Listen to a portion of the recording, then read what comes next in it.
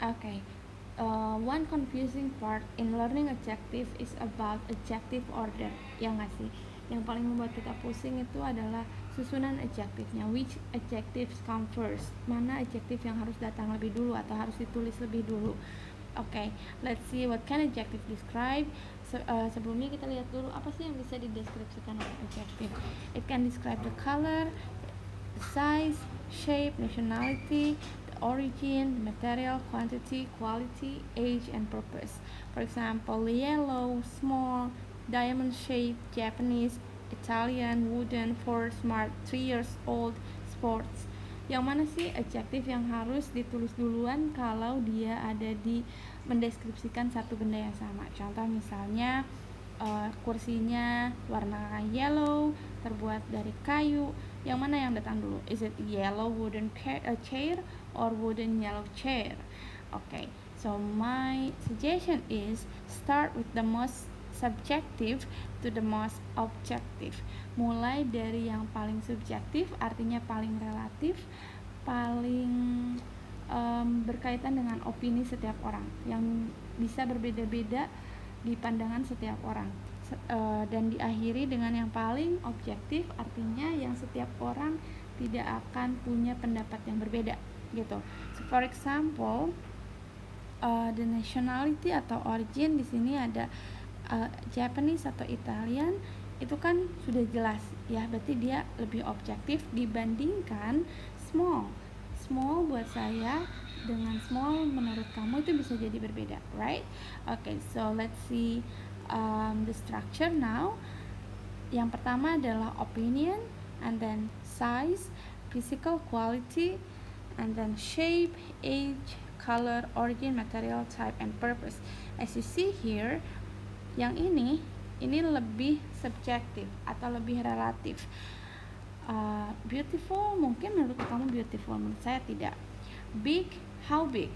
Is it that big or this big? Bignya tuh seberapa besar, bisa jadi relatif, tapi lebih relatif beautiful kan, karena belum tentu semua orang setuju dengan sesuatu itu cantik, tapi sesuatu itu besar, bisa jadi lebih banyak orang setuju. Okay. And then physical quality-nya seperti apa? Is it rough, untidy, or tidy? Itu lebih bisa disepakati oleh banyak orang ya.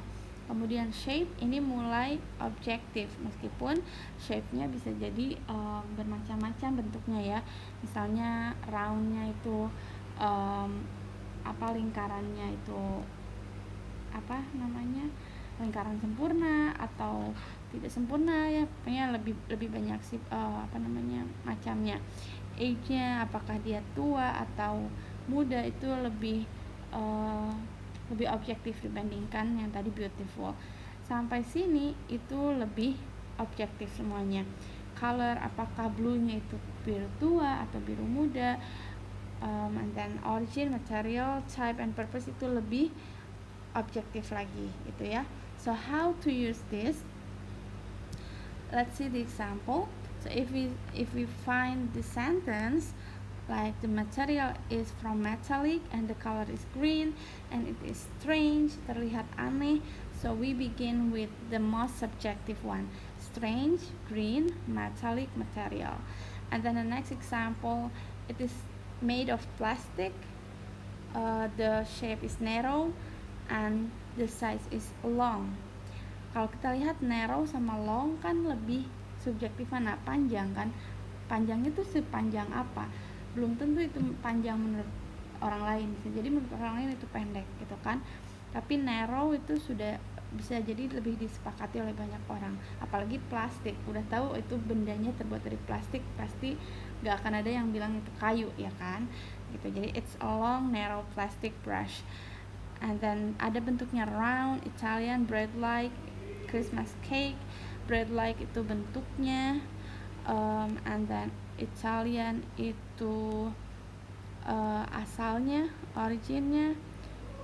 Sorry, bread like itu lebih ke tipenya ya, tipe cake-nya itu seperti apa, bread like gitu, bentuk bentuk roti gitu. And then round itu shape-nya. Jadi kita bisa lihat susunannya seperti itu.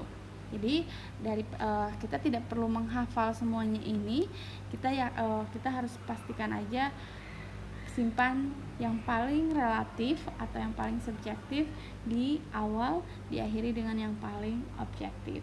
That's all for adjectives, about video about adjectives. See you on the next video.